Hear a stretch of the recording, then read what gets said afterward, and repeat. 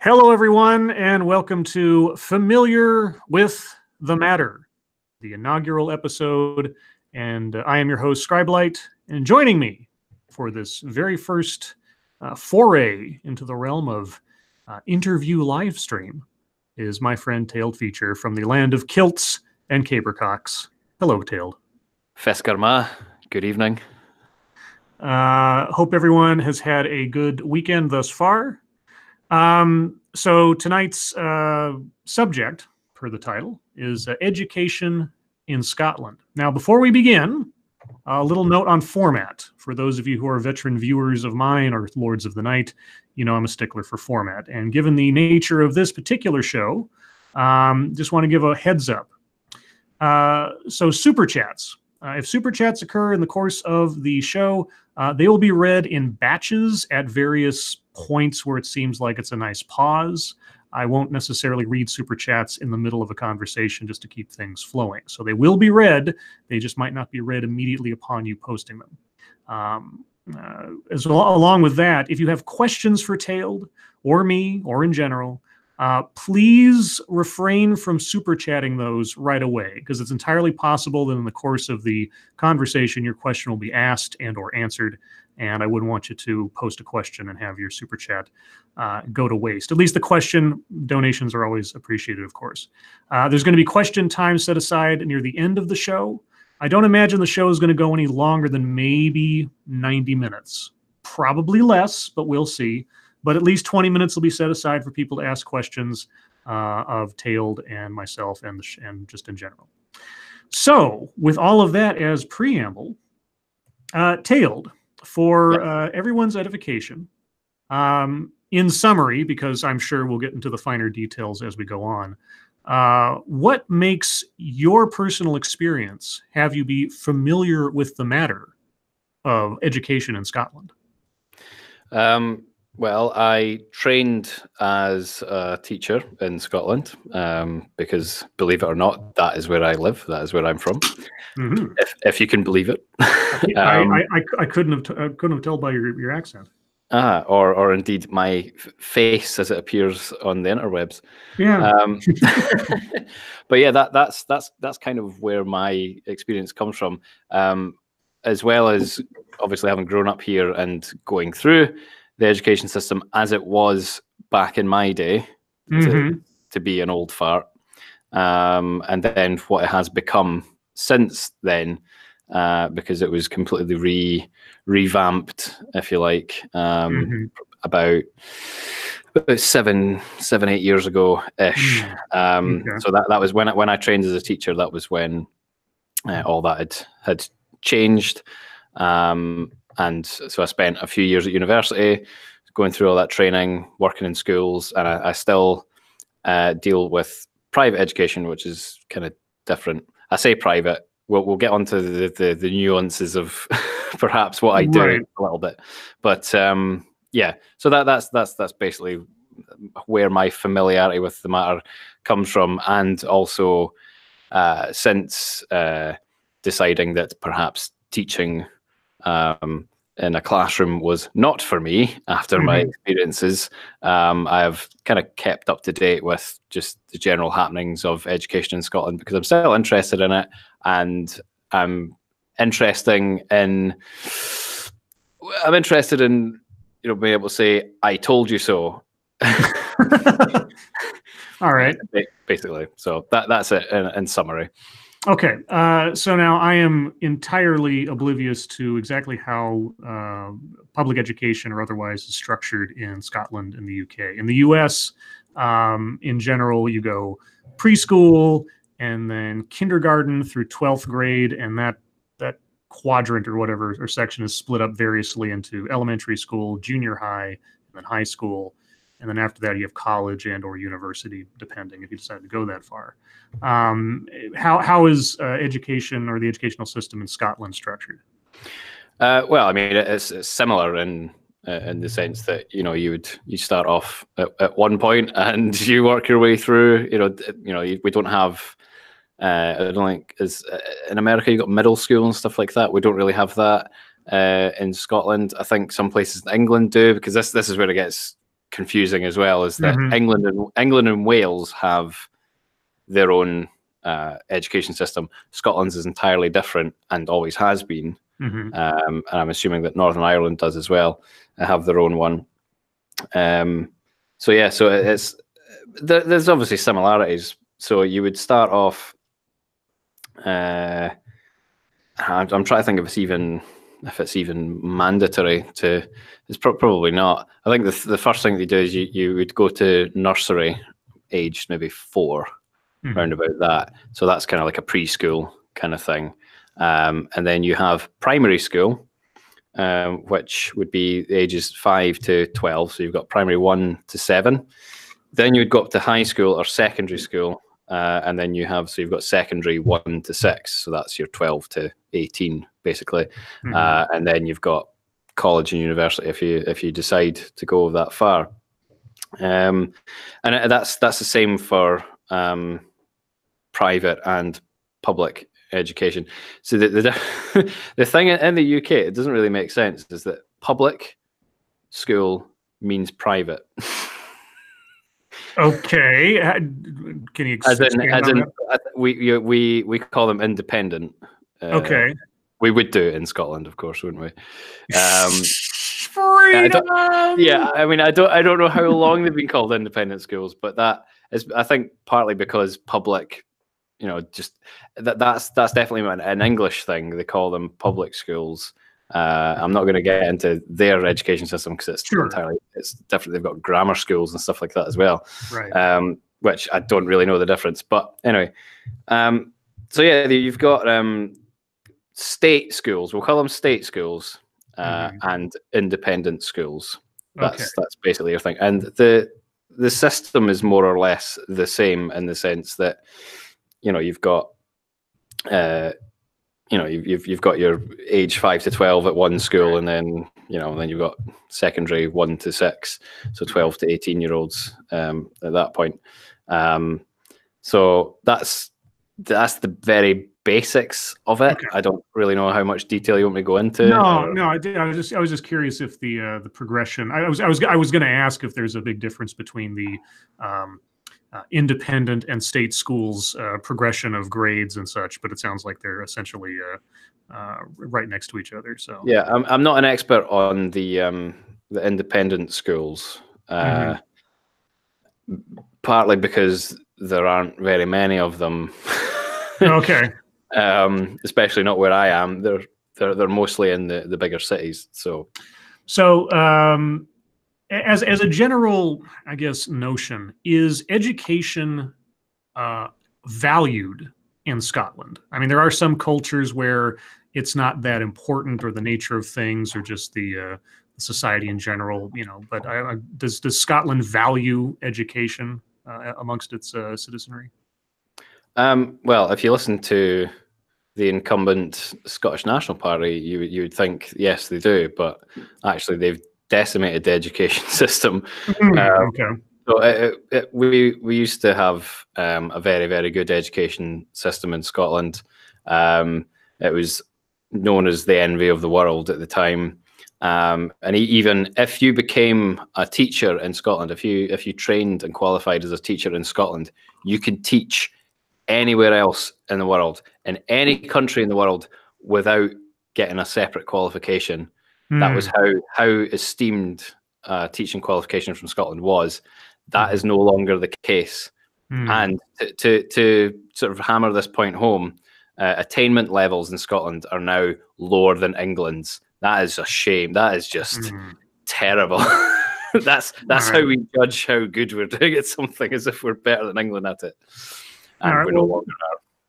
Okay, so I assume, and you can correct me if I'm wrong, you went through state education rather than independent education? Okay. That is correct, yes.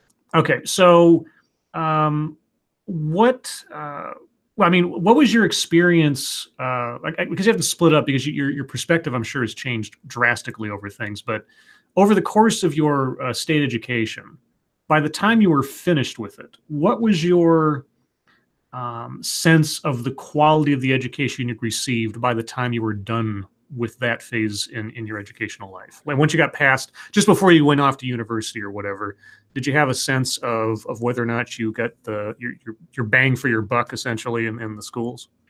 I don't know, and it's difficult to think sort of in hindsight. I mean, I wasn't the best. I wasn't the most studious at school. I found school very boring. Other than music, believe it or not. You know, it was the only thing that I was interested in. I was never engaged. I was quite rebellious and all that kind of thing. So I mean, by the time I left school, I was just glad to have it over and done with. You know, do you think, given your attitude towards school, do you think it was? This might sound like a weird question, but do you think it was correct for you to have gotten through it, as in the sense that you passed through if you didn't really give a rip? I'm not entirely sure what you're. Well, like, I mean, were you penalized in any way in your grades, or I mean, it just seems odd to me that you'd have that opinion while in school, but then want to become a teacher. You know what I mean? Yeah, I mean that's a separate story entirely. Oh, sure. Well, yeah, we can get there. I just there's I don't know. I mean, there's a sense in the educational system here, at least what my opinion on some things is that, you know, kids are just kind of pushed through the system without enough checks and balances to really see if they qualify to move on to the next grade or to, you know, earn the next step in their education or anything else.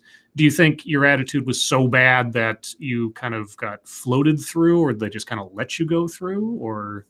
No. I mean, I came out of school with very few qualifications, you know, so that obviously had an effect on me. You know, by the time I got to the end of my school life at 18, and also opinionated Scotsman in the chat to say you could leave school at 16 if you wanted to. That was always an option. You could either go to college straight at 16, or you could go and get a job. Which plenty of people did, and plenty of people, and that was great because most of the people that I really didn't like left at the end of fourth year of high school. So age 16, they were off, and so it was just people that were a bit nicer that were left. Well, that's interesting because as far as I know, so when you hit the age of 16, you're given an option to either continue on with your regular education or go off to higher education, just like automatically. Yeah. Well, there's no legal obligation for you to stay at school once you reach the age of 16. Well, once you've completed the year of school that you're in when you're 16, essentially. So, oh, sorry, go ahead. I was going to say some people would still be 15 when they did their final exams and would have to stay on at school until they turned 16. Even if they had no intentions of staying on, they were legally obliged to go for a couple of months and then just abandon the school as soon as they turned 16, which always seemed a little bit weird to me. Surely it'd be up until you did your exams at the end of that school year, but that didn't really make sense to me. So you could conceivably have earned all of the qualifications necessary to move on to a higher education by 16. Well, you wouldn't get into a university with the qualifications at 16. You needed what's known as the and again, stupidly named, the higher qualification. Okay. You sat hires, well, you still do. You sat hires at 5th year and 6th year of high school. So that's age sort of 16, 17, 18. You needed hires to get into university. That might not be the case because standards are dropping and stuff like that. But yeah, you could definitely go to college immediately after completing school at 16. And you could do at college the equivalent of hires. So instead of staying on at school to do them, you could do them in a college instead. You know, so that there were different options there, and some people preferred that because it meant that you could sort of specialize, or you could do an apprenticeship as a joiner or a plumber or whatever. But you would get you could get extra qualifications while you're doing that, such as your numeracy or mathematics or whatever up to a certain standard. So there were different options, none of which were explained to me at the time. And I was very much told that you are staying on at school until you're 18, and then you're going to university. That was, my plan had been laid before me. Was that laid before you by your educators or your family? Oh, family. Oh, family. Okay. Yeah, but you weren't given any kind of information by the schools themselves as to what your options were. Well, maybe I was, but I didn't pay attention. Oh, okay. that is perfectly plausible that happened. Sure. Because plenty of other people I was at school with, they went, I'm leaving school at 16. I'm going to go straight to college. Going to get, whatever qualifications there, and then I'm going to go off and, do whatever. If the school isn't offering this for me, whether it be IT or whatever, I'll get it at college and do what I want to do. But I had no idea what I wanted to do at all. Okay. I had absolutely zero clue. Okay. I still don't know what I want to do when I grow up. Well, yeah, most of us still don't. Or what we thought we wanted to do completely takes a left turn by the time we get to the point of decision. So you went through state school all the way through to 18. You didn't deviate at 16 and go off into college. That's correct, yeah. And so after that, you went immediately to university, or was there any time in between? I went to college first. Okay. Yeah, for a year, because I didn't get accepted into university. So I spent. I at this point I did think, well, I could take a year out and work, because I was already working. I worked in a supermarket, so I thought I could spend a year working and saving up loads of money, or I could go to college because I got accepted into a college. So I thought, I'll just go to college then to study music. So. Much to my family's chagrin, when I said I'm going to go and study music, and they all went, "Oh no, what job are you going to get at the end of that?" I don't know. So did and of course you picked a very specific path to go on at that point. But as far as your classmates or people you grew up with and everything, did you have a sense that your state education was an adequate preparation for the college challenges, if there were any?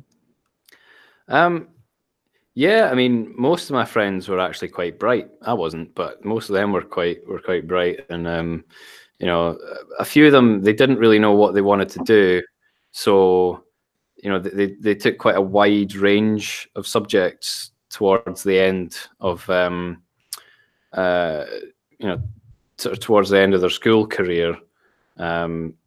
They would take geography and chemistry. I mean, I know you can sort of put those two together in some shape or form, but when you're 18, you're not thinking like that at all. So most of my classmates, the ones that I sort of hung about with the most, they all went off to do like geology and things like that, and we had a booming oil economy at the time, so a lot of them went off and got jobs, on oil rigs and all that kind of stuff, and doing diving and all these kinds of things. Whereas I just kind of went, oh, what am I going to do? I don't know. I don't know if they just fell into jobs and sort of degrees that they liked, or I don't know how much was family, but they seemed to they put more effort in at school. I'm not gonna lie, they put a lot more effort in, because I just wasn't interested in anything that we did at school. So they kind of they put the effort in, and I guess got something out of it, whereas I didn't put anything into it, and then when school was crap. I mean, in hindsight now, I'm just like, well, no, that was, I am taking a lot of responsibility now. I wish I could go back. And so whenever I'm working with kids now, I always tell them, stick in at school, drink your milk, do the whole Mr. T thing, stay in school, don't do drugs, all that kind of stuff. I'm like, just seriously, just even if you hate it, put as much effort in as you can. I also recommend that kids do an apprenticeship immediately after leaving school, And if they still want to go to university after that, at least they've got a trade to fall back on, which was something that was never explained to me. So, sorry, I went on a bit of a tangent there, but yeah, that's fine. So, and now, how is because in America we have a large and ever-growing problem with college debt, with paying for college and everything else. How is college and/or university tuition handled in Scotland? Is any of it publicly subsidized, or is it all on the student and their family? How does that work? Right. Well, this is an issue of contention in the UK because for how many years now? Maybe getting on for 20 years, I think now. Scotland has had, in inverted commas, free higher education, as in college and university, which is available to people born in Scotland, European nationals, but not the English. Okay. And who's the biggest tax contributor to the UK? It's England. So who's actually paying for all this free education in Scotland? It's England, essentially. There's more to it. There is more to it than that. But so it's not. I mean, people go, "Oh, you've got free education." Obviously, in inverted commas, free. But there are limits. You can't just go, I'll just stay in college for the rest of my life. You can't do that. Right.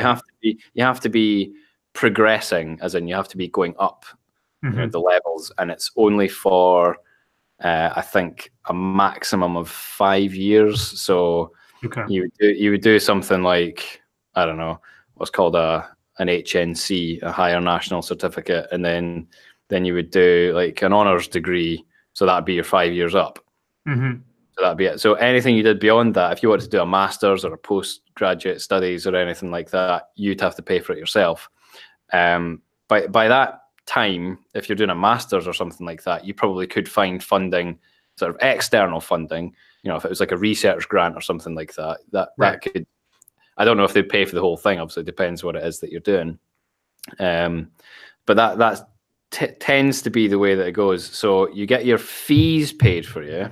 So that is, the university get money, or the college get money from the government, or from the English.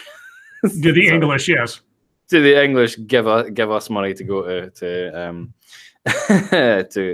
college or for university, and then you would probably, a lot of students still get loans, and there was a thing. This is a bit different now, but before the financial crash of 2008, when I was at university, I actually got what was called a bursary, which was basically it was a lump sum. I think it was about £2,500 a year that I didn't have to pay back. Wow.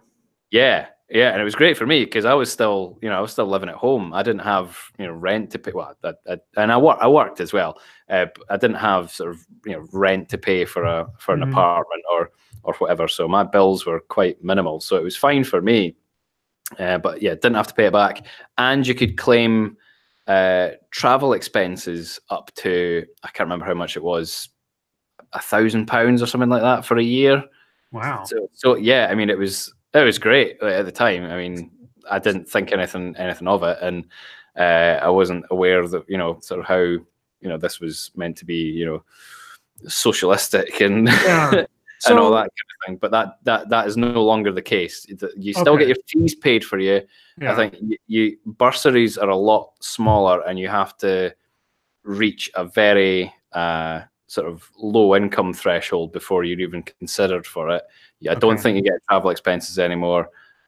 So it's mostly student loans. And I never had a loan until I did my honours year, because by that point I had my own flat and I had bills and everything to pay. And this was after the financial crash. So I did take out a loan, and it is a huge problem here as well. More so in England, because they have to pay something like £9,000. It's probably more than that now. £9,000 for sitting a 3-year degree.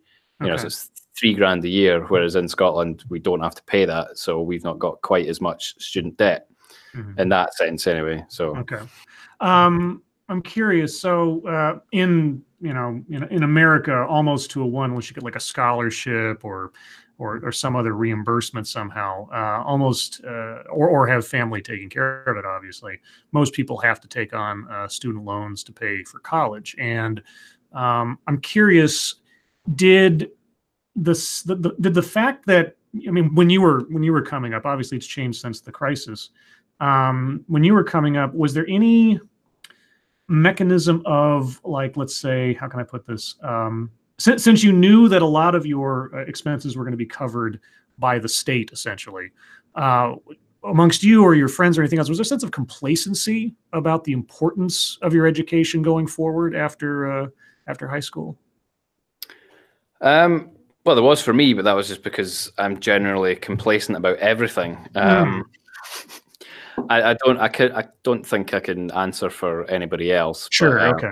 Yeah. I mean, I never, never even thought, wait a minute, how am I getting this all for free, sort of thing? Right. Is it really free? It never really crossed my mind. I just, that was just the way that things were, and never, I just wasn't very aware, socially. Yeah. It was just part of the landscape, basically. Yeah, pretty much. Yeah. Okay. Never really got a second thought. Now, just because I forgot to ask, is there, so let's say you go through independent schooling. Are there independent colleges and state colleges and independent universities and state universities, that kind of thing as well? Yes, but I think if I remember rightly, and I could be wrong about this because it's not my area of expertise, is that they have to take on, dare I say, a quota of people who sort of went through mainstream state schools. I believe that's the case. So yeah, so I think yeah, it's all about social mobility, I believe it's called. Because the people that tend to go to the independent schools then go to the independent universities and then get the CEO jobs. Right. So it's, I mean, I get when people say, "Oh, it's not fair." Yeah, it's not fair, but that's life. But at the same time, it's like, well, how can anyone ever from a shall we say less economically well-off background ever get to this sort of CEO position? So I kind of get why they do it. I don't necessarily agree with it, but that tends to, I believe that is the case, that they take on so many, some percentage of people from state schools. Okay. Now, as a general comment, because I know you don't know everything about everything, but do you think that a fully state education versus a fully independent education is of inherently lesser quality?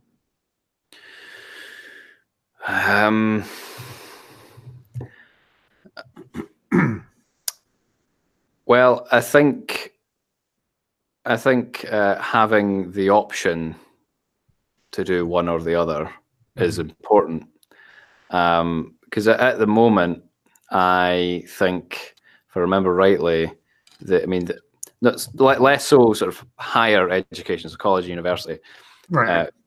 Sort of the independent schools, from primary to secondary school, so ages of 5 to 18, I think it's less than 5% of the school age population are in independent schools. Okay. It would be, I think it would probably be more beneficial if there were more independent schools, but perhaps independent schools that are more affordable. Okay. If you know what I mean. So you'd have sort of different tiers almost of independent school. You have, the really posh ones, the really fancy ones, that cost, however much it is a year, 10 grand or something like that a year to put your kid through it. And then you have sort of the budget ones, if you know what I mean. Yeah. I basically just mean more choice, sort of, a wider market. I mean, the state schools were introduced because there weren't as many opportunities for education. You know, someone decided, however many years ago, 100 years ago or something like that, you know, everyone has a right to an education. Well, okay, that means that we're going to have to supply education to, you know, the sort of the poorest in society. Right. Yeah. And then obviously that then became what it is now, and that just kind of gradually snowballed, and now it's the case that it's just like, well, everybody needs to go to state school unless you're in sort of the top 1%, which again, does it have its advantages? Possibly. I suppose in that sense, you know, people are on more of a level playing field, and I hate to use all these kind of social justice terms, but I think that maybe has its advantages. Sure. But the way that it is now is that well, because it changes between local authority as well. So the local councils for each area of Scotland, they control their own education system. It's not. I mean, there is an element that's passed down from upon high from the Scottish government, but then each local authority has their own sort of take on it, if you like. Yeah, that sounds similar. I believe. Well, I mean, not knowing exactly all the mechanisms, but we have the way we have divided here is called school districts. So, like, there are different parts of a given area that are run under one district. So you have several schools under one umbrella, and they all have to operate under state or federal guidelines, but they have a lot of leeway of how they can sort of how they operate their own little world as compared to other districts in the same state. Yeah, I suppose that is quite similar. But the local council, they don't just deal with education; they'll have their own education team, but they are also the people that deal with like the local healthcare, the bin collections, you know. Okay. And absolutely everything. So, I mean, so there's not a school board or anything like that. Everything's operated by the sort of the council that oversees everything. Well, there's an education board within the council. Okay. But yeah, and that's because of the way that we pay tax. We pay a council tax. Okay. So yeah, so within your council tax, you know, that's to pay for the roads. Sure. Okay. That pays for the roads, that pays for the bin collections, that pays for the fire service, that pays for I suppose still the police, even though the police recently got centralized, and all that kind of thing, and education's in there as well. So you could be in, even from school to school. I mean, you know, I've had experiences in different schools within one local authority, and you go to one, and you know, it's full of posh kids because it's a sort of more well-to-do area, and then you go to another school and it's got kids that are swinging from the lights and climbing the walls and everything, you know, and it's just, you know, it's just you know, even if it's 5 miles apart kind of thing. Yeah, so there's not a real uniformity to everything. No, but well, actually, yeah, somebody in the chat, I'm watching the chat. So Peasy, I'm assuming I'm saying that right. Peasy, has he got onto the Catholics having their own schools yet, which hasn't helped with sectarianism in Scotland? Yeah, we have Catholic schools as well in Scotland. Are they state or independent? I'm not entirely sure. Okay. I probably independent. They probably get state funding though as well, because, well, who doesn't? Yeah, well, probably Right. some long-held religious reason or something like that they get extra money. But I don't know enough about the Catholic schools. There's not many around where I am, so okay. Yeah. So back to your progression through things. So you went through regular state school. You went on to college to study music. So was it in college that you decided to try aiming towards education, or did that come later? Oh, much later. Okay. So what happened? So what happened in college? You went for a music degree, but what happened with that?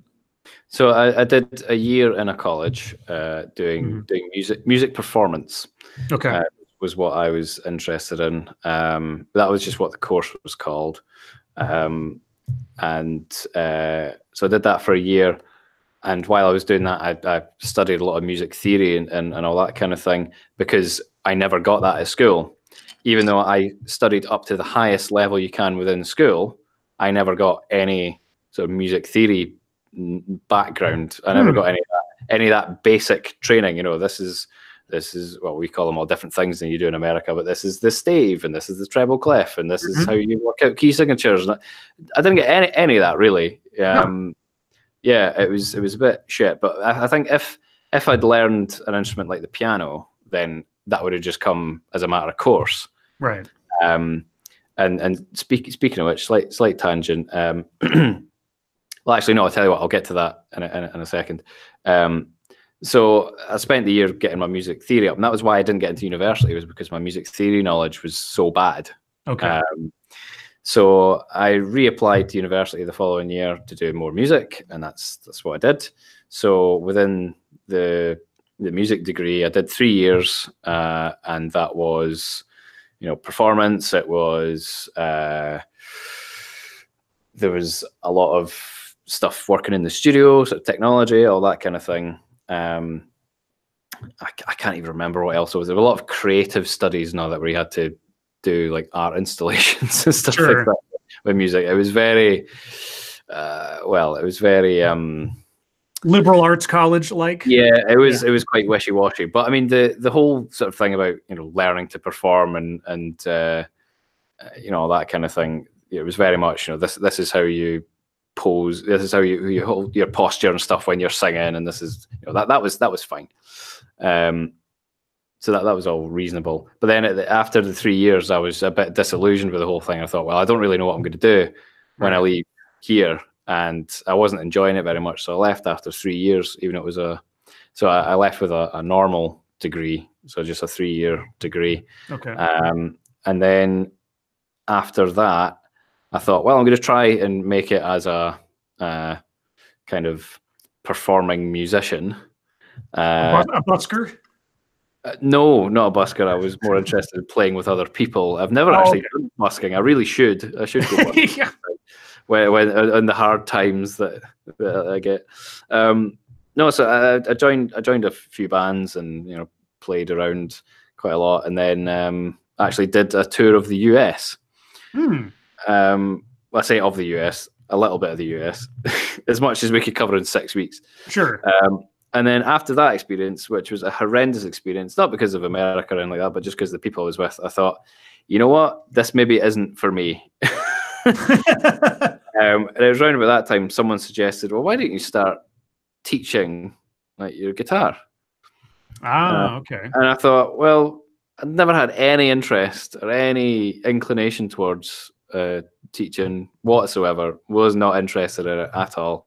Didn't think I was good enough. I thought, well, supplement my income working in a supermarket. I could do some do some teaching and all that. So I got a couple of kids to teach, and I had to learn how to teach.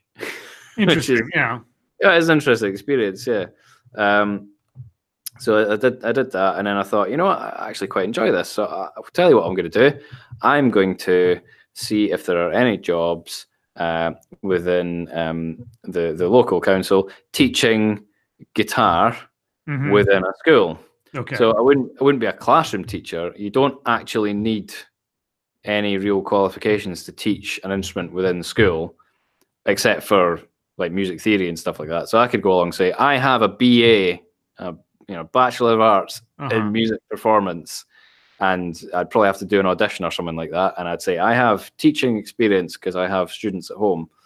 And then, so music teachers don't have to have like a teaching certificate. Now, I honestly don't know how it works in America, whether that's true, whether that's the same or not here, but that's interesting.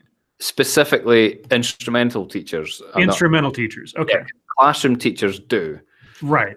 They absolutely do, because they have to follow a curriculum and everything. Whereas if I'm going into a school and teaching guitar one-on-one, because it would be always one-on-one tuition, I wouldn't need to actually have a sheet of paper that says, yes, I am qualified in teaching, because I don't think there is such a thing.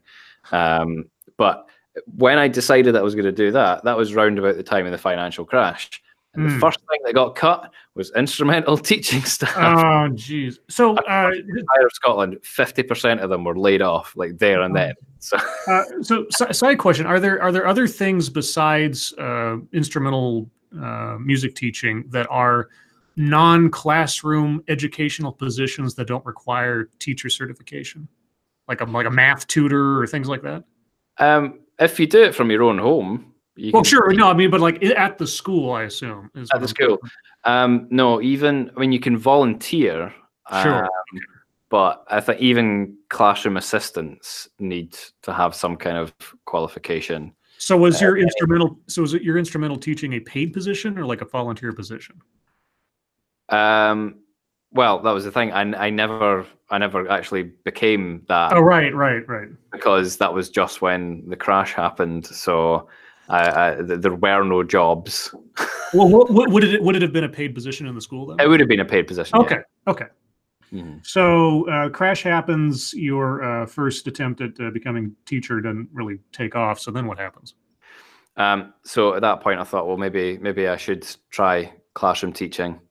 That was kind of the next step up. And I thought, well, you know what, that's probably going to be more secure anyway. Because even if you have a paid position as an instrumental tutor within a school, you aren't guaranteed hours. You aren't guaranteed work because you're kind of working. It's not a contract. It's more of a It's more of a position where you invoice them and say, well, these are the amount of students that I have. This is the amount of time I spent in the school.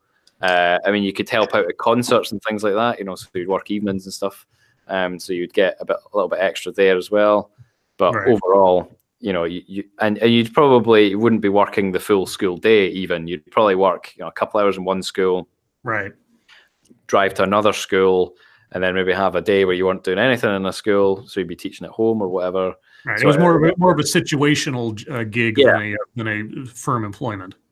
Yeah. And if, you know, nobody wanted to learn guitar in that school, you know, that term or that semester, then no work for you kind of thing. You're out of luck. Right. Okay. Yeah. So that was why I thought, well, maybe teaching being a classroom teacher, being a classroom teacher would be more secure and, you know, you get more work that way because you'd be working 5 days a week kind of thing. So where does one go to become a classroom teacher? Can you do that in college or do you have to go off to university? You have to at university. So there's a couple of routes into that.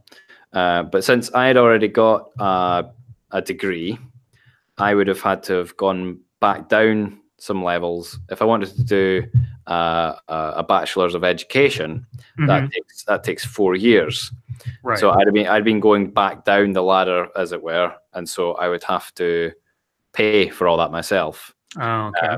So I couldn't do that. So I asked about doing a postgraduate study in teaching. So that is 4 years condensed into one. Whoa! Yes. So I asked about that and they said, you need to get your honours first. And you also need these modules, these education modules that you didn't sit while you did your normal degree. So I had to go back and spend another 3 years at university. So I was doing the modules. Yeah, I was doing the modules part-time for 2 years and then did my honours and then went to teacher training college. I say teacher training college. That's sort of the colloquial term for it. It's part of the university. And that's when I did the postgraduate study. So yeah, that is 4 years condensed into one. So you have to do 3 dissertations, so like 3 10,000 word essays. You have to spend I think it's 36 weeks actually. So I say it's 4 years condensed into a year. It's actually condensed into 36 weeks.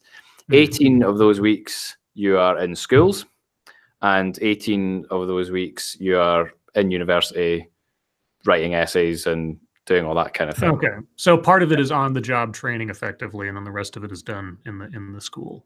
Yeah. So you'd have 6 weeks within a school. You'd have 6 weeks in a school where essentially you would observe the teachers and you would take notes. And then you would also take classes with the classroom teacher watching you, taking notes and giving you feedback. So you'd have to plan all your lessons and say, this is what I plan to achieve. This is how I'm going to do it. And you'd have to break it down into almost literally minute by minute chunks, saying, in the first minute, I will be doing this. In the second minute, I'll be doing this. And then after you took on that class and you try to follow your lesson plan through, which never works works the way that you said it. Because a plan is just a list of things that don't happen.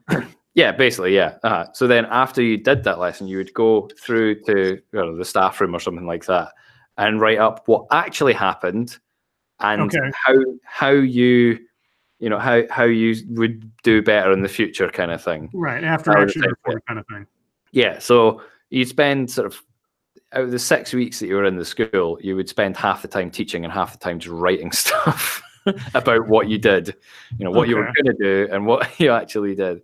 It was quite awful.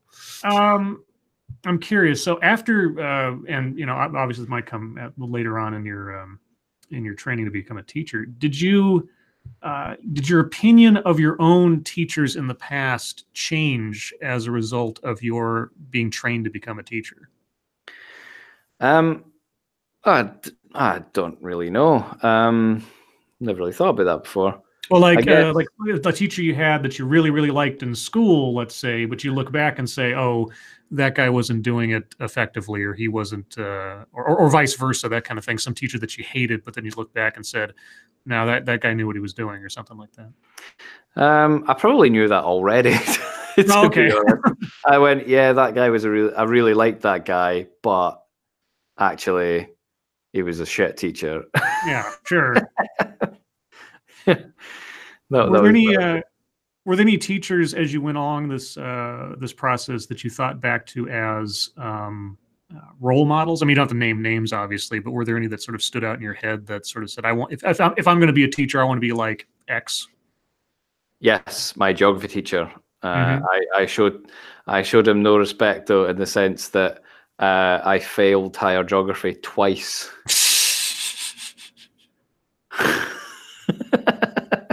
Do you even know where you are right now? Well, that was the other thing. Yeah, geography.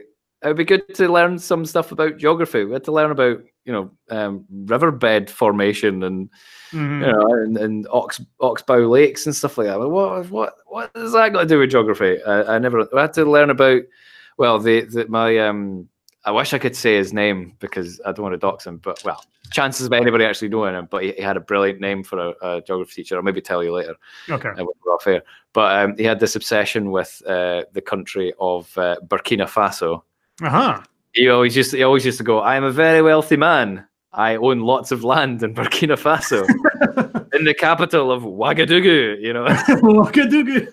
So that's why I know the capital of Burkina Faso. That's one thing that I learned about geography in geography class. But yeah.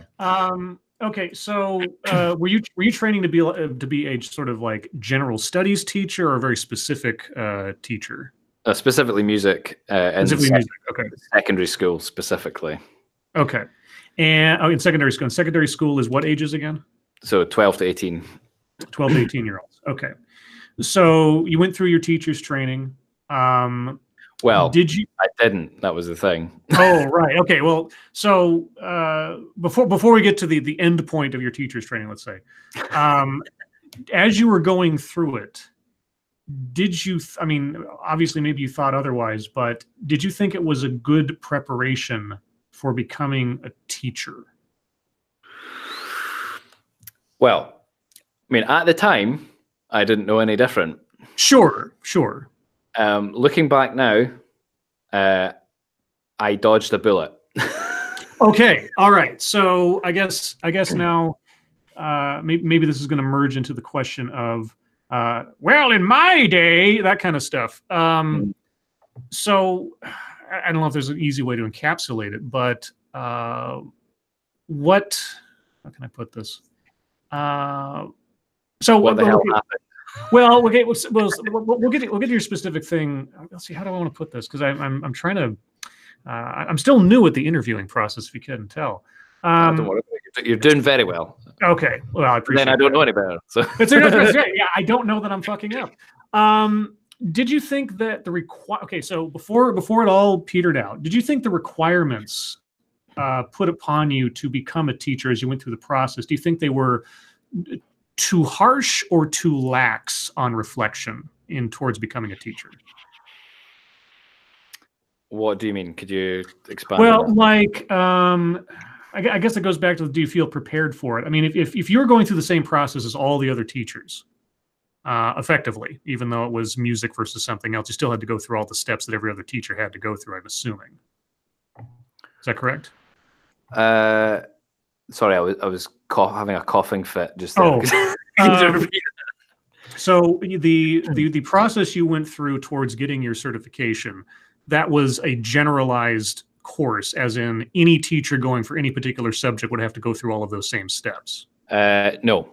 Okay. I misunderstood. It was subject specific for secondary school teachers. I mean, there were a lot of times where we all came together, and there's whether or not that's always been the case, I don't know, and I'll get into that once we start talking about the once we get into the current education system, and what I disagree with it. But no, it was subject specific for secondary. Primary school teachers go through basically just they all just learn together. Okay. Did you have an opportunity to discuss with the other teachers in training about how their experiences were going, or what their opinions were of how things were proceeding for them? Well, I think we all just felt completely overwhelmed all the time, all the time.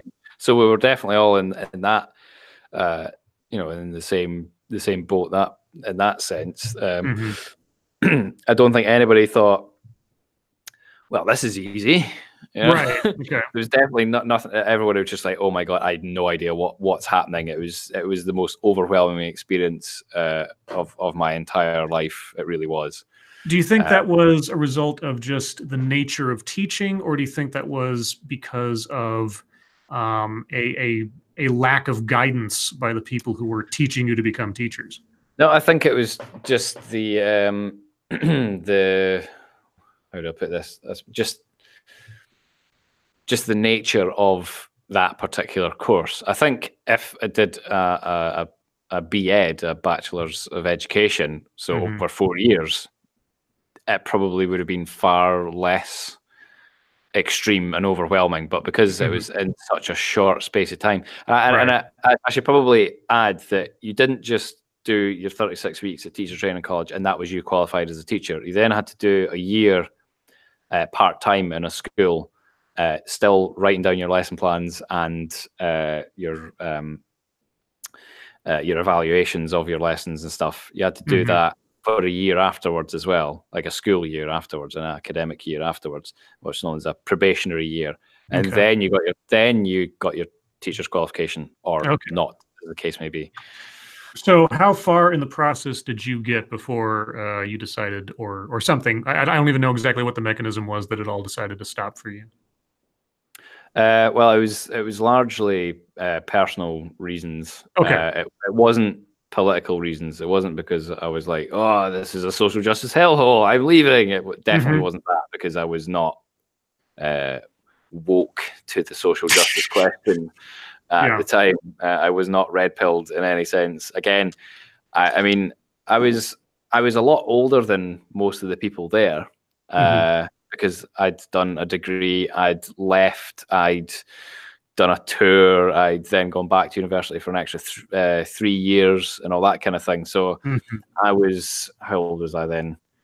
27, I think. So everybody else was they would have just done their honours and gone straight into teacher training. So they would probably have been 22, 23, which in the grand scheme of things isn't a huge difference. But in terms of life experience, yeah, a couple of years can be miles apart between people, just on the basis of, especially at that age, especially as someone who has never not been in education, if you know what I mean.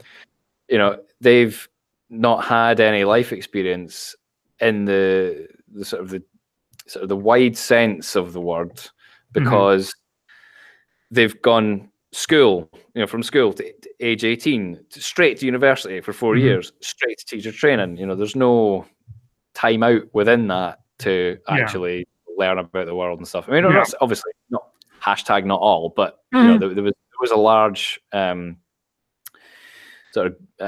most of them were basically just clueless. Yeah, no, I mean, I had a very corridored education. It was you know, elementary school, junior high, high school, community college, college, without hesitation, because the education and the ability to you know, immediately have some qualifications of some kind to go off into the working world were kind of drilled into me by my father. And so, yeah, I had a relatively corridored, horse-blind, sheltered sort of procession through life, all the way up until maybe I was 20, 21 or something like that. And then when I was off on my own, it was like, oh shit, who the fuck am I now that I don't have everything regimentedly set up for me? Yeah. So how far along? So you got through the 36 weeks, and then not quite. No, not quite. Okay, so you did. So you fell short of even the 36 weeks. Now I won't delve into the personal you know, situation or anything. Yeah, if anybody wants to know, you can go and watch my video, Tailed Feature on Origin Story, where I talk about it in reasonable amount of detail. So there you go. I've covered the bases there. All right. So your perspective since then has been relatively on the outside looking in, or have you gotten? You said something about working with still in some fashion with private education. Yeah. Without sort of going into too much detail, sure. You know, I mean, so after I left teacher training, so that was 2014. I did actually try again, like the following year, but they didn't let me in. Which I was, and again, I say that I talk about that in the video, so I'm all right saying it. But I was absolutely raging. And at that point, I was like, that's it. My any desire to teach in Scotland has been completely decimated now. And I had no intentions of going back. So I was just like, shit, what do I do now? Yeah, Ed Scrappy says, YouTube, the fallback career. Well, it took me a long time to get into this, actually. Well, I say a long time. It was a couple of years before I started doing YouTube after that. But yeah, so I kept on kind of doing private tuition. And yeah, I mean, I still play in bands and all that kind of thing. That's kind of you know, more my bread and butter these days. So YouTube, I don't make a lot of money from YouTube, not gonna lie. So those of you that are thinking, well, if nothing else to do, be a YouTuber, I you know, I could not live on YouTube. I'm nowhere near close to living on that. All right. But yeah, so so it was round about, I don't know, it could have only been about a year after teacher training that I was looking. I wasn't working very much. I'd gone back into you know, supermarkets and all that kind of, working in supermarkets very briefly, and it was around about that sort of time I started getting into you know, kind of the social justice stuff. Right. I can't really remember how. I think probably through Thunderfoot's videos, actually. Sure. Because I've followed him for a long time, sort of over the whole, you know, creationism versus evolution arguments and all that kind of thing. I got really bored of that, and then I saw that he'd been posting videos on, you know, Anita Sarkeesian and all that, and so I kind of looked at that, and then I started going, "No, wait a minute, all this kind of social justice stuff. I mean, I had to read a book at teacher training that was basically just called Social Justice in Education." Okay. I kind of wish I'd kept the book, but I was just that disheartened with my whole situation with teaching, and I was that adamant that I would never get back into it. I sold all the books that I had because, I mean, they were all expensive. So when about what time, like what year was it that you were reading that teacher's guide on social justice? So that was while I was studying teacher training college. So that would have been 2013, 2014. Yeah, we had to read it before we started the course. In fact. Okay. Yeah, because from my recollection, I didn't really start hearing about like social justice concepts as a movement until around 2013, 2014. So I'm sure it was, it's some, I don't know the history of it all, but that seemed to be when it was becoming most prevalent. Well, that seemed to be when it kind of hit the mainstream. Yeah. Yeah.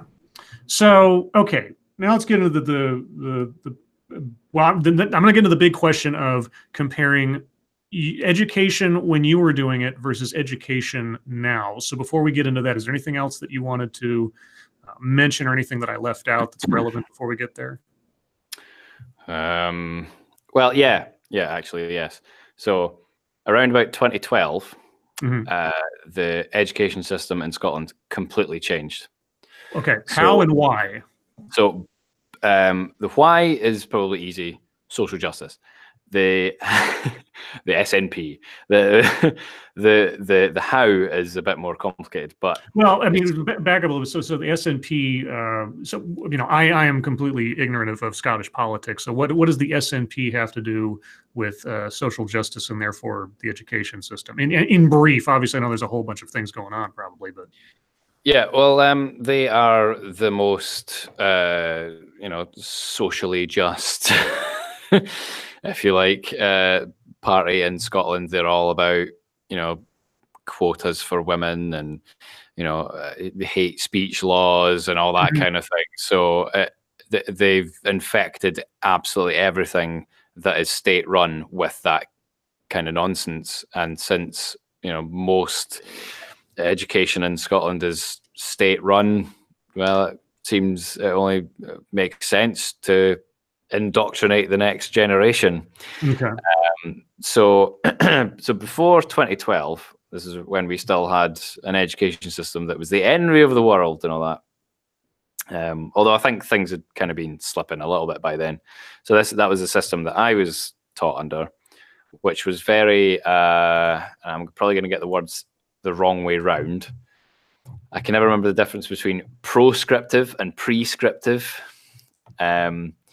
But essentially, the old system was still kind of based on learning by rote. So it was very much, not quite learning your times tables, like, everybody, the whole class as a mantra going, 2 times 2, 2 times right. 1.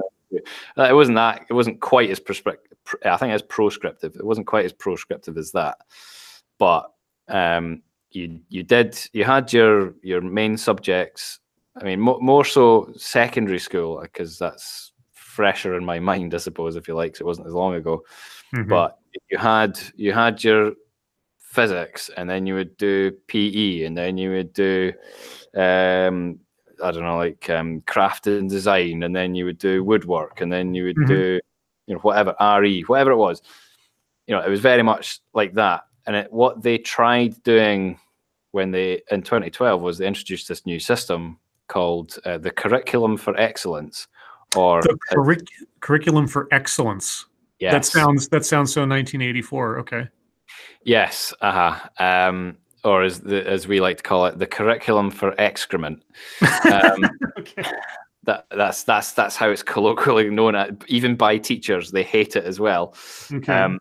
But it was this system that I was shown how to teach in when I was in teacher training. Okay, so you weren't even taught the method of education that you learned under. You were being taught this new reformed education. Okay. Yes, which is a far more holistic approach. And when I was reading it, I had sort of background as like working in the communities and all that kind of stuff. So it's very much well, what do you guys want to do? It was all that kind of, it was very sort of, yeah. And then they said, that's how we're going to do education as well. And I was skeptical, but I thought, well, this is a bit like my background in terms of work, or I've had experience of this, so maybe I'll find this easier. And I knew what they were trying to do, and I could see that there was a potential there, but it was just so vague you were basically given hardly any guidelines at all.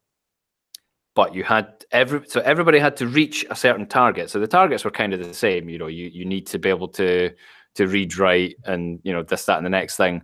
But how you get there is completely up to you. Oh no! Now, do you think it was almost as sort of random as that? So every curriculum in every school would be completely different, very much trial and error, and you would have to be teaching under the debunked position that people learn differently. You get your people who learn, what's the word? So there's visual learners, there's audio learners, and all that kind of stuff. That's been debunked, right? As far as I'm aware. But that was the system on which you had to do it. So you had to make sure you covered all these different learning styles within a lesson. You had to make sure that, in fact, I'm actually going to get this up just now because I can never remember what the different the different goals were. I can never remember it was spelled curriculum either. C. Okay. Yeah. Right. Hang on. See if we can get main article, curriculum for excellence. Now let's see, because as you say, it is the most what do you call it? 1984 thing. So do you pull it up? Do you think the nebulous nature of that quote unquote guidance is what was causing a lot of the stress amongst your fellow teachers in training? I think that was partly it, because you kind of go to university to be told kind of what to do, and here they just went, they would use all the postmodernist chit chat. They would say, oh well, it's all about the well-being and of the individual and all this kind of stuff, and you're just like, what does that actually mean? Tell me what that means. How do I achieve that? And like, how do you define well-being amongst every individual? That's such a personal thing. Yeah, I mean that's basically what they're trying to do. And the older that I get, perhaps the more cynical I get, or perhaps the more realistic I get. I'm not entirely sure. Yeah. But at the time, I thought this is well-meaning but poorly implemented. Yes. Or not. Not thought out well enough. But if you're a starry-eyed ideologue who doesn't know any different, it might seem like, the absolute pathway to salvation. Exactly, yeah. So, yes, so they talk about the 4 capacities. The 4 capacities. Okay, I'm ready to be educated. Right, okay, so the curriculum for excrement is intended to foster 4 capacities in all young people. Okay. 1, successful learners. 2, confident individuals. 3, responsible citizens. And 4, effective contributors. All 4 of those things can't be the responsibility of the educational system. Or the state. Or the state, or anybody but the individual. That you read that verbatim? That's actually the government. Yes. Yes. That is crazy. That is actually in the policy document I'm looking at right now. So the just to make sure I understand this, the main thrust, so to speak, of the Scottish. And now is this the state, or is this for all schools, independent and otherwise? That's a good question. I was actually trying to look that up earlier on. I'm not entirely sure. Okay. And is this a legal mandate, or is this just guidelines? Oh no, this is every school has implemented this. Okay. And not just school as well. Like youth clubs and stuff use this as well. So any kind of, because a lot of them are run by the state as well. So the state the state mandate of education in Scotland is behavior modification. Essentially, yeah. I mean, absent any considerations in those 4 capacities for actual either rudimentary education, knowledge, reading, writing, arithmetic, or ability to just to be able to think through a problem, or to I'm losing the ability to speak trying to understand how that makes any sense. Yeah, I mean, wow. Yeah, that is, you know, that these four capacities are held above, you know, learning how to read, write, and, you know, do math. So now I assume, again, I'm making an assumption here. I assume that there is some measure of opposition then and now to this form of education. Well, essentially what happened was in 2012, the Scottish government said, this is being implemented despite the protestations of, you know, various education bodies and teachers. Yeah. There was a lot of lobbying against this, but they decided to go ahead with it anyway. So what they then did was they said, well, we're actually looking to make a lot of redundancies for teachers. Would you like to take early retirement? And so a lot of the older teachers went, yes, I fucking would. And so they left. An ideological purge. So they basically paid them off and went, right, you can take your pension now. You know, you can get a big payout so that you leave, and we'll bring in these new teachers to, you know, to take your place. The true believers.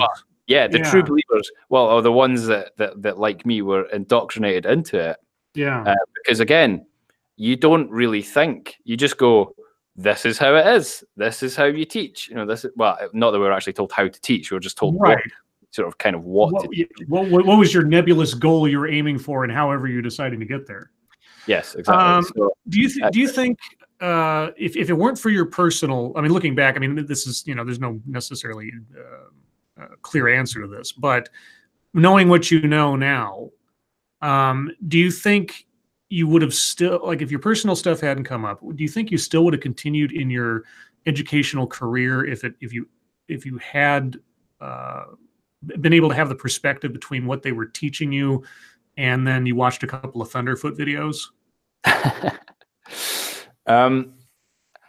Yeah, I mean, I've often thought about that, and I think if I had been accepted into teacher training again, or if I hadn't left in the first place and had, you know, been successful, and after my probation year and everything and all that kind of thing, I have continued on as a teacher. I probably would have. Yeah, I probably would have, but I'd probably be the rebellious teacher who doesn't really follow the rules, and I probably would have implemented things that my teachers had taught me. You know, I'd probably have adopted sort of the old-fashioned kind of style, if you like, the pre-curriculum for excellence way of teaching that I could remember.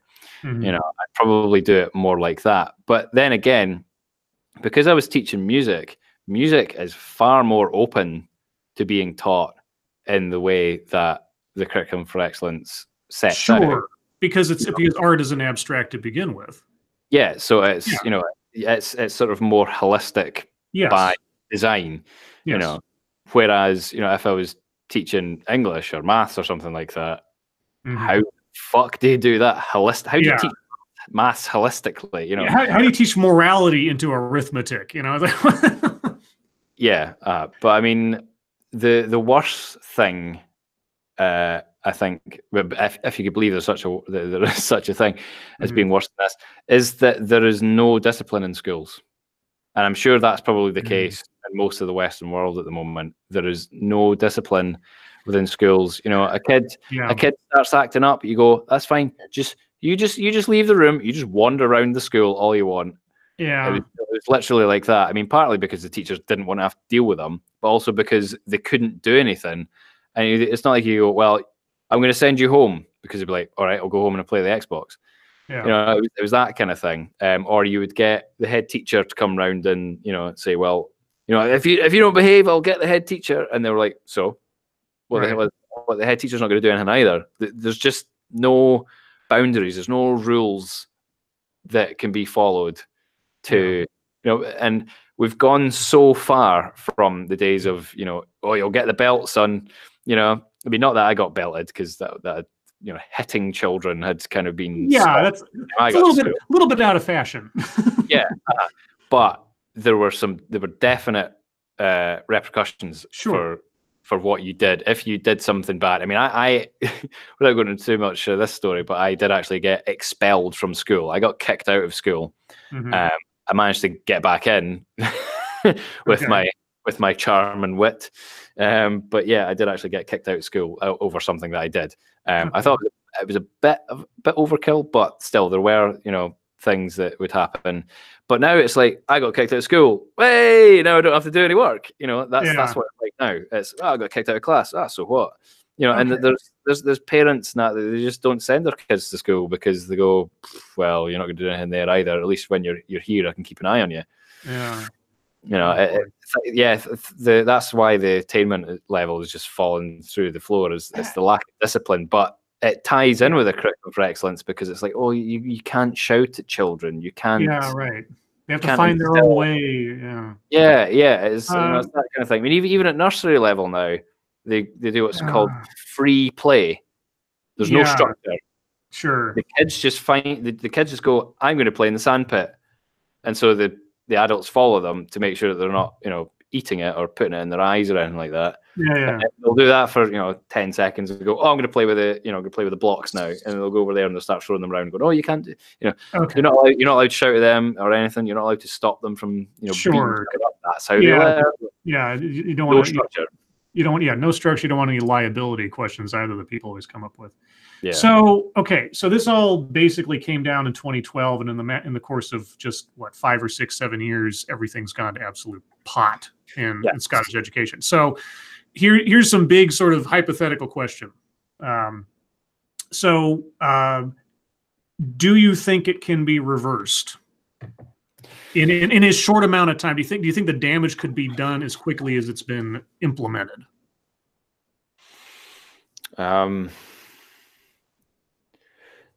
Probably not. Yeah. And I think, I mean, part of it, there are cultural reasons for this as well, and a lot of that's to do with the economy and you know, the job market. Because obviously, school used to be, you know, it'd prepare you for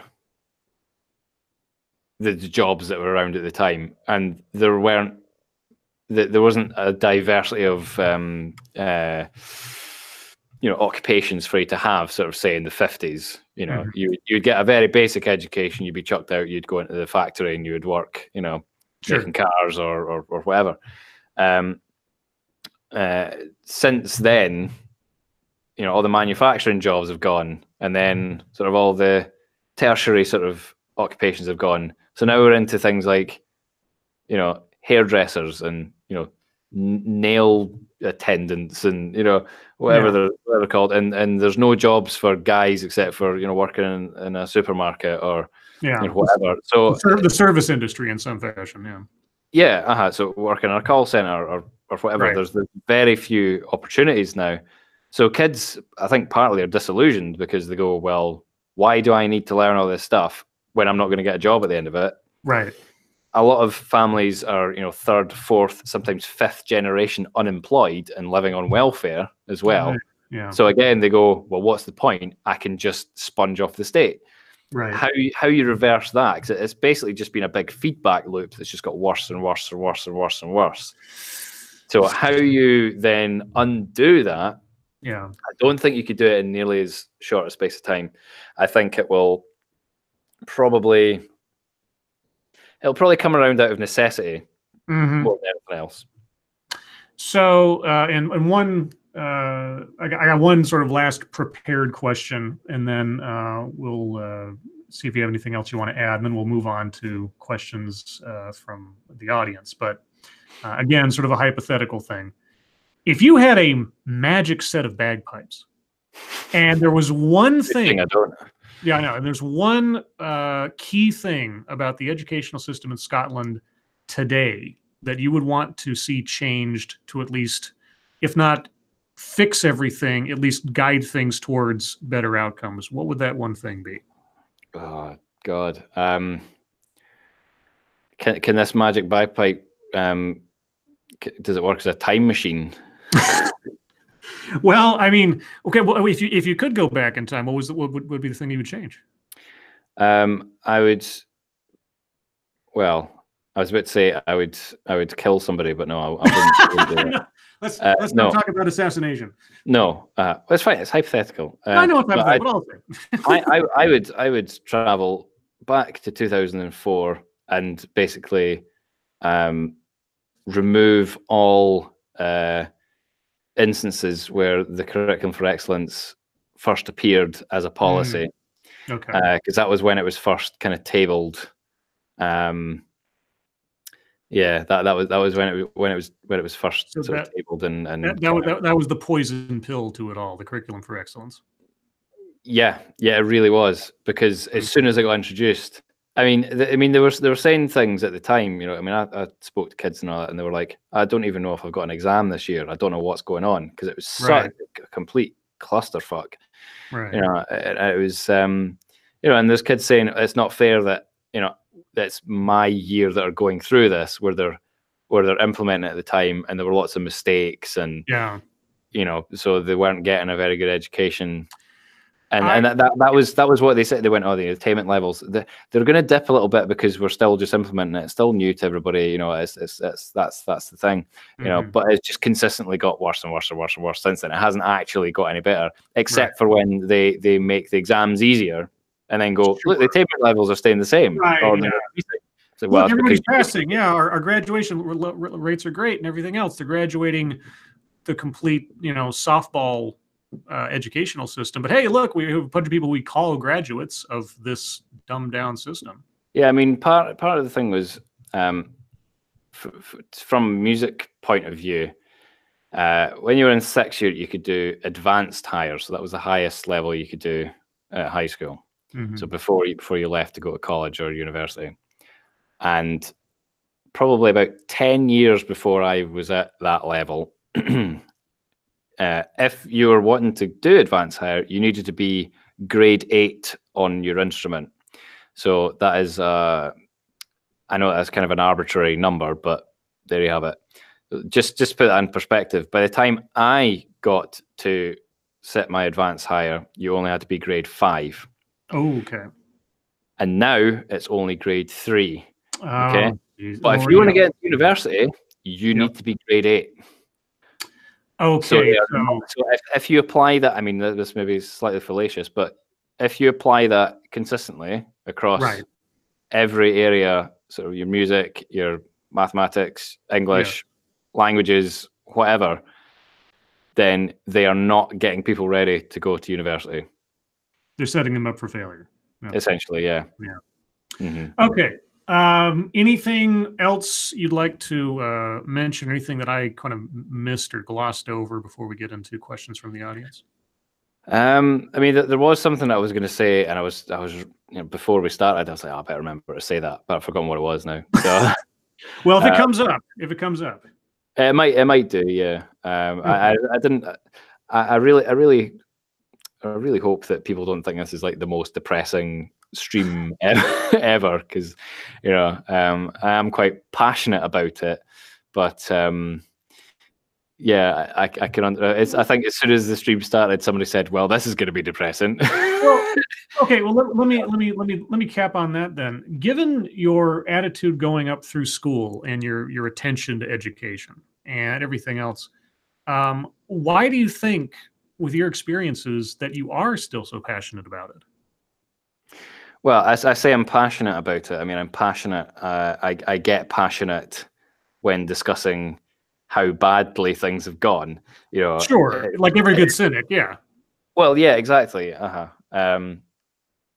But I'm passionate about it because I just think that education is so important, and it is just being completely obliterated by the SNP. Because I mean, yes, they're basically authoritarians. They are, you know, social justice advocates. They're more interested in, you know, 5-year-olds choosing their own gender. That is actually a thing. You know, 5-year-olds choosing their own gender and stuff, than actually making sure that people are coming out of primary school being able to read and do basic maths. You know, that there is something has been completely lost, and I want to see that back, because I mean, yeah, I was a little shit at school, not gonna lie. Not going to beat about the bush on that one. I didn't sit and learn all the maths that I should have done. I didn't sit and do all the English that I should have done. But yeah, I at least came out, you know, a reasonably well-rounded individual, I like to think. But that just isn't happening. And all the kids are being brought through the system being told that they're special. Now, if everyone is special, then no one is special. Right. Yeah. Okay. So the way that I say it is, don't tell them all that they're special and they can do anything they put their mind to. I mean, feel free to say that they're valued in the classroom. That's fine. I don't mind that. But to say that they are all special, you know, isn't ideal. It is properly setting them up for failure. And I'm becoming more and more conservative the older I get as well, which I believe is a general trend anyway. But yeah, it's that's kind of why I get passionate about it, is because people have been warning them against this for years. Right. You know? I've always thought that if you tell a kid right off the bat that they're special, they're already special, then what do they have to work for to make themselves unique in their own eyes? And just to back up a little bit, when I called you a cynic, I don't think of cynic or as being cynical as a pejorative, just for anybody listening or you. Because as I've said several times, the being a cynic means you always have a grain of hope. That's what makes you cynical. You can remember a time, or you can think of a situation that is better than what the current situation is, and you're grouchy about the current situation because you know a better one can exist because it did exist. And so I appreciate the fact that you haven't lost your hope in the midst of all this glum, because man, it doesn't sound happy. And obviously similar things are going on over here, but that's a whole other stream. So with all that being said, we'll give about 15-20 minutes to the audience. Audience, if you have questions for Tailed about education in Scotland or anything pertaining to this talk or anything else that we've talked about, by all means, put them in the chat now. Put plenty of question marks after the question so I can spot it amongst all the other people posting in case we get a flood of things. And I will try to answer, or at least to have addressed, all the questions that you put in the chat between now and whenever things start petering out. No longer than a half an hour, but we'll probably only go for... Do you have to go soon, or...? No, I'm not in any hurry at all. Okay. So yeah, at most we'll go for another half an hour, probably shorter, but it all depends on what kind of questions we get. So yeah, I actually am working on a collaboration at the moment with another Scottish YouTuber, although she doesn't live in Scotland anymore. She escaped, but it's basically about the whole thing I was just saying there about changing genders and all that kind of thing. But I'll just give you an example of something that is in the guidelines around this particular topic. So it talks about learning outcomes, which is fair enough. That's a fairly innocuous term to use. But so what I've written here, this is part of the script, is essentially teachers are given experiences and outcomes, or learning outcomes, that are vague as hell, as we discussed earlier, and they're invited to be as creative and holistic as possible in achieving said outcomes with very little guidance. And it says, so in this instance, the learning outcome is, and this is a quote, "I recognize that we have similarities and differences, but are all unique," end quote. Followed by a reference number, HWB1-47A. So how... What? But the HWB bit stands for health and well-being, which is a category within the Curriculum for Excellence. So far, so innocuous. But then I basically going to say that if I was teaching, I wouldn't include that as a lesson itself. It would be something that would be kind of instilled within the class as the situation arose. If someone was I was suffering from some kind of low self-esteem or something like that, I'd say, well, we're all different, but we all got our own qualities and all that kind of stuff. So I include it as part of a wider lesson. But then this is specific to a lesson around gender diversity. So the learning intentions are: children learn about themselves, what makes them unique, and the idea of diversity. Children learn about what is meant by the term gender. Gender stereotypes or gender bias expectations are questions. And this is first level. So this is ages 4 to 7. Okay. Yeah. And then it basically says, here's some examples of what you could do with the class. And so it's like showing a picture of a mum and a newborn. And then it says, a doctor says what sex a baby is when they are born. It's basically queer kid stuff. Yeah, that's what basically it sounds like. Stuff, but, it is state mandated. Yeah, exactly. When I watched queer kid stuff, I went, this is quite depressing, but at least it's not being taught in actual schools. Wait, it is. That's in my country. Let's see, we got a question from Necrosol. Here in the USA, we have the option of homeschooling. Is there that type of is there a program like that in Scotland? That's a good question. I am not 100% sure on that. There are, I think the option is there, but you as a parent have to show the state that you are capable of teaching to certain standards and all that kind of thing. So I don't think you could just make up your own kind of curriculum, whether or not that includes, if you're raising your child in the social justice way or not, I don't know. So I don't know. Let's see. Prospero asks, what percentage of the public do you think are aware of how wretched this system is? How much pushback? I mean, obviously, we maybe not have numbers on it or anything, but how much opposition is there to the educational changes that have come from the SNP? Well, in 2012, there was quite a big pushback, and I believe it saw a bit of a spike in sort of the independent schools. Their numbers, and yeah, I know there were people that actually moved away from Scotland entirely, just went, nope, we're not doing that here.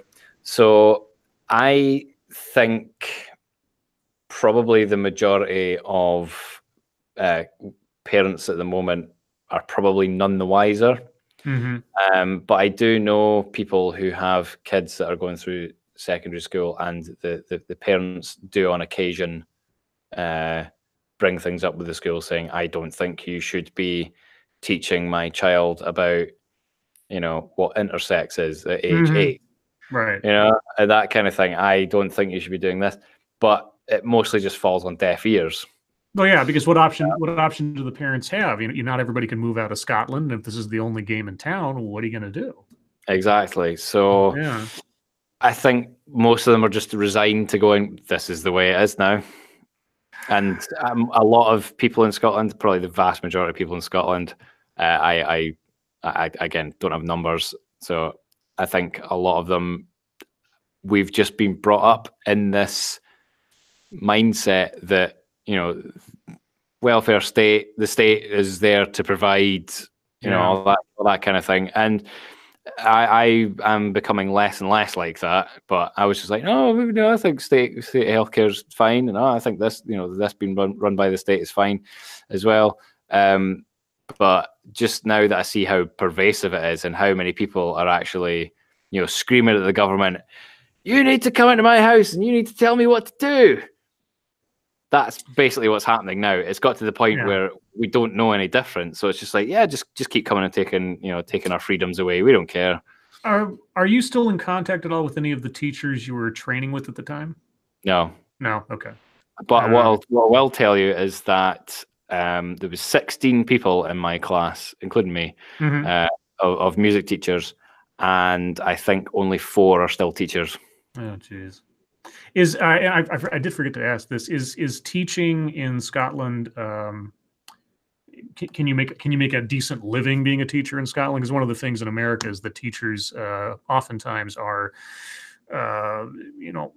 depends on where you are, part of the country, but sometimes grossly undervalued as far as income and compensation. Well, if you listen to the teachers, they say they don't get paid enough. Obviously. Sure. But yeah, they do feel completely undervalued, and they are overworked. I've seen, like, because the government just keeps saying, right, we want you to implement this, we want you to implement this, and like we physically don't have the time to put this in, and it's all just detracting from the actual learning that should be going on. The basic reading and writing and arithmetic, and all that kind of thing. The foundationary things that sort of make for someone who can operate in the world and God forbid, make their own conclusions about how things work. Yeah, so I was looking at an article earlier this month, and there is a council that are actually, because they're so short on money, they are considering reducing the actual contact time with the children. So basically closing the school early on certain days to save money. Oh, man. Yeah, so... Talk about this, like, screwing up the future right now. Well, exactly, yeah. So the hours that the kids, the school week's about 27.5 hours, then they want to cut it down to 25, and that would save £29 million a year. So there's obviously something that's not working. Yeah. And going back to what I was saying about how I was going to be a guitar teacher within a school, I'm surprised it's taken this long, but so in 2008, 2009, whenever it was, they cut the staff, the instrumental teaching staff by 50%. So they laid people off and all that kind of thing. And it has gradually got less and less and less and less. And now about 3 councils have just said this year, so just a few days ago, announced that they're actually getting rid of it entirely. Oh, geez. Yeah. The year the music died in Scotland. Basically, yeah. Let's see. Scrappy says, where has personal responsibility gone? Are the kids not accountable either? Well, they're not accountable if they're not held accountable. If the watchword is the kids basically get to determine their own future within education, then there's no accountability to be had. And that's the same sort of, as I say, across the West. I mean, there's it's back 40 years ago, it would be that if you got bad grades, your parents would go, mental at you. Right. Why did you get these bad grades? Now it's when you get bad grades, the parents go into the school and shout at the teacher, why did my son get bad grades? Yeah. My child's perfect. How dare you not see how perfect they are? Yeah, basically. Nick Rosal asks, is there a group or organization that is trying to bring this, I assume, problem to the forefront and correct it? So is there like an opposition party or anything? No. Not at all. Okay. Or not prominently enough. No, definitely not prominently, no. Okay. Let's see. I don't see any other questions at the moment. We'll give another couple minutes, and if it tails off, no pun intended, we'll wrap things up. Yeah, so if anybody hasn't realized yet that what my name means, it's a spoonerism of failed teacher, just in case anyone was still unaware of it. I wasn't going to bring up and gloat that I figured that out long before we even mentioned it. So I see Prospero's laughing. Opposition party in Scotland. Yeah, they're all pretty much the same. Yeah, that's terrible. That's terrible not to have any kind of debate on the whole thing. And yeah, what you're describing is just you're setting yourself up, right, as a country, I mean, or as an educational system, for just continued failure over time. Because if you cut back on education, well, that's the future prosperity of your country right there. I don't know, and especially if you lower the standards, you cut back on the time actually spent with the kids, you don't have any structure, you don't teach kids responsibility, accountability, or the value of failure, because there is value in failure, which people don't want to, seem to admit to themselves these days. That's how you learn. All you're doing is just setting the table for crap going forward. And how do you recover from that? I don't know how you progressively over time recover from such a spike in quality of life, essentially. I mean, one thing that I will say is that if the plan was to raise a generation of ideologically driven social justice warriors, that has failed. That has completely failed, because they're not really learning about social justice in the school, partly because the teachers, a lot of teachers that I speak to, and I will say this as a positive note, when I speak to people that are teaching this kind of stuff, when I speak to them individually in private, most of them have said to me, "This is bullshit. Yeah. I hate having to do this. I think we should be focusing on reading and writing and literacy and all that kind of stuff." And when I even ask them, "Do you agree with some of the social justice stuff that's coming out of the government, the Scottish government?" They quite often say, "No, I don't. I don't agree with this. I think they've gone too far, and they're very upset with the way that things are going." But no one. Then somebody else would walk out the room, and then it'd go back to basically talking about, "Oh well, every child needs to be pampered," and it's really frustrating, because there's a huge voice in there somewhere, but everyone is too scared to speak out. It's the I don't know if it's because they're they don't want to go, "Oh well, fuck feminism," or whatever. Nobody wants to be the one to say, "I am against something that is socially just," because all it needs to say is, "Oh well, you support racism then." Yeah, and see, that's I've come across that time and time and time again in some of the things that I've covered. The most stark tool in that argument is someone saying, "I'm here to teach empathy," or "We're here to promote empathy," which is like, okay, so not only have you already made the decision for me as to the value of what you have to say, but you've also set me up for a trap that any opposition I may have to it is thus going against one of the fundamental psychological tools of civilization and compassion. And so if you brand something as social justice, if you brand something as this is a curriculum for excellence, you wouldn't be against excellence, would you? Yeah. I mean, if you're, I've said this before, if you're trying to sell somebody something, the power is in the listener's hands to evaluate whether or not your sales pitch is going to convince them of something, that this is a valuable thing that you're giving them, right? Whereas if you come forward and the first thing you say is, "What I have to give you is morally good. Now let me tell you about it." Where do you have to go from that?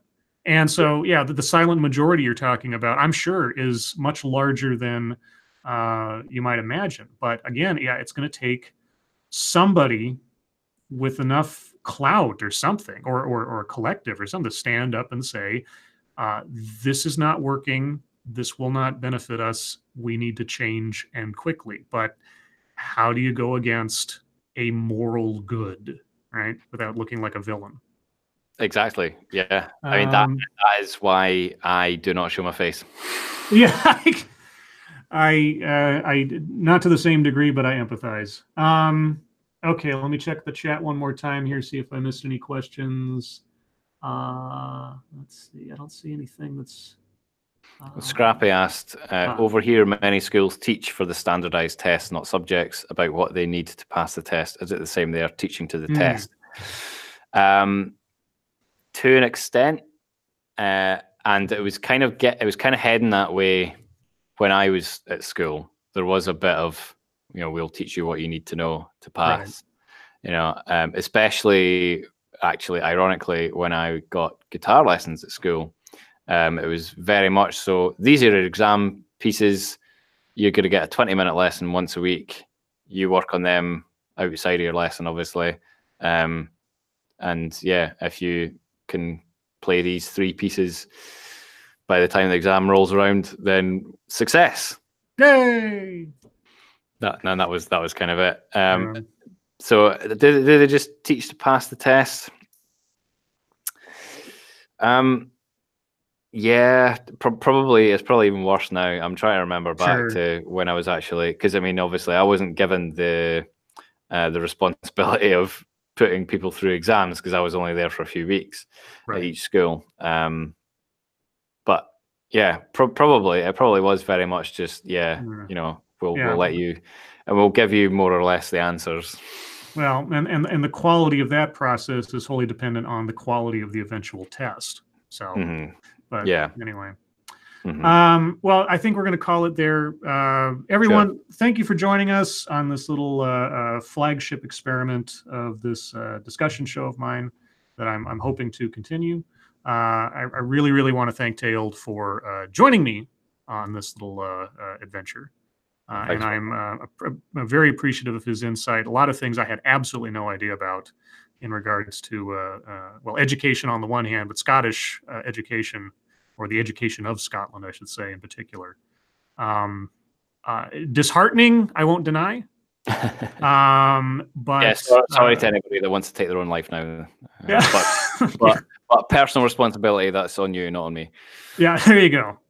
Well, guys, again, thank you for joining me on this. I don't know when the next episode will be. Again, this is a sort of experiment, but rest assured, whenever the next Familiar with the Matter comes out, it will be on a completely different topic with a entirely different focus and, you know, sort of functional expert. I'm not going to say, you know, necessarily certifiable expert because most of us are anonymous on here, but hey, whatever works. And yeah.